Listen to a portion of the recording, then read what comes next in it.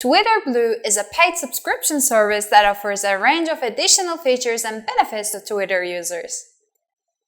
Now you can undo tweets, organize tweets into collections, and access a library of exclusive content.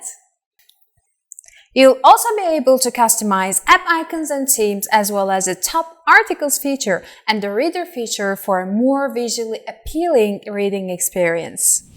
Twitter Blue subscribers also have the added benefit of prioritized rankings in conversations and the ability to upload longer videos.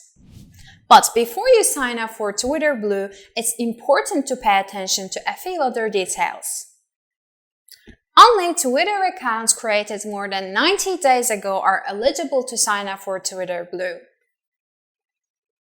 And once you're subscribed to Twitter Blue, any changes you make to your profile photo, display name, or username will result in losing the blue checkmark until your account has been validated as continuing to meet Twitter's requirements. During this review period, no further changes will be allowed.